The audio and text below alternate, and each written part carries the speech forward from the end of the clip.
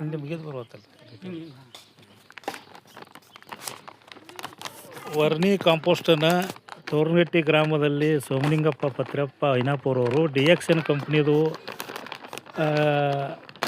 ಅದೇ ನಮ್ಮ ಸಗಣಿ ಗೊಬ್ಬರದಲ್ಲಿ 20 ಬುಟ್ಟಿ ಸಗಣಿ ಗೊಬ್ಬರದಲ್ಲಿ ಒಂದು ಪ್ಯಾಕೆಟನ್ನು ಮಿಕ್ಸ್ ಮಾಡಲಿಕ್ಕೆ ಹಚ್ಚಿದ್ದಾರೆ.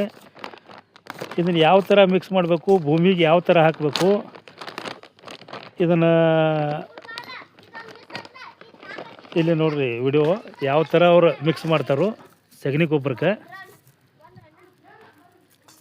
ಮಿಕ್ಸ್ ಮಾಡಿ ಇದನ್ನು ಒಂದು 24 ಗಂಟೆ ಬಿಡಬೇಕು. ಇದನ್ನು ಮಿಕ್ಸ್ ಮಾಡಿ 24 ಗಂಟೆ ಆದಮೇಲೆ ಮರುದಿವಸ ನಾಳೆಗೆ ಇದನ್ನು ನಾವು ಗೊಬ್ಬರ ನಾಳೆಗೆ ಹಾಕ್ತೇವೆ ಅಂದ್ರೆ ಇವತ್ತು ಇದನ್ನೆಲ್ಲ ಈ ಸಿಸ್ಟಮ್ದೊಳಗೆ ರೆಡಿ ಮಾಡ್ಕೋಬೇಕು. ಮಾಡ್ಕೊಂಡು ಇದನ್ನು ಭೂಮಿಗೆ ಸಾಲಿನೊಳಗೆ ಹಾಕೋತ ಹೋದಾಗ ಭೂಮಿ ಫಲವತ್ತತೆಯನ್ನು ಕಾಪಾಡ್ತೈತಿ. ಆಮೇಲೆ ನಾವೀಗೆಲ್ಲ ಕೆಮಿಕಲ್ ಹಾಕಿ ಏನು ಭೂಮಿಯನ್ನು ಹಾಳು ಮಾಡಿದ್ದೇವೆ ಅದೆಲ್ಲ ಒಳ್ಳೆ ಶುದ್ಧೀಕರಣ ಆಗ್ಬೇಕಪ್ಪ. ನಮ್ಗೆ ಒಳ್ಳೆ ಫಲವತ್ತತೆ ಆಗಬೇಕು. ಆಮೇಲೆ ಭೂಮಿ ಒಳಗೆ ಹುಳುಗಳು ಇಲ್ಲ. ಈ ಸದ್ಯ ಎಲ್ಲ ಹುಳ ನಾಶಿಗೆ ಕೆಮಿಕಲ್ ಹೊಡೆದು ಪುನಃ ನಾನು ಇಲ್ಲಿ ಇದನ್ನು ನಿಮ್ಗೆ ವಿಡಿಯೋ ತೋರ್ಸಾತೀನಿ. ಭೂಮಿ ಫಲವತ್ತತೆಯನ್ನು ಕಾಪಾಡ್ಕೊಂಡು ಇದು ಒಳ್ಳೆಯ ಒಂದು ಪೀಕಿಗೆ ಇಳುವರಿ ಮತ್ತು ನಮಗೆ ಭೂಮಿ ತಾಕತ್ತಂದ್ರೆ ಇಳುವರಿ ಬರ್ತೈತಿ.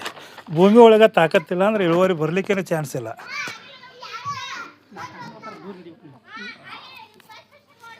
ಕಲಸ್ರಿ ಸರ್ ಅದನ್ನ ನೋಡ್ರಿ ಅಲ್ಲಿ ಯಾವ ಥರ ಮಿಕ್ಸ್ ಮಾಡ್ತಾರೋ. ಹಾಂ ಇಲ್ಲಿ ಎದ್ರಾಗ್ರಿ ಕಾಣ್ತೈತಲ್ಲ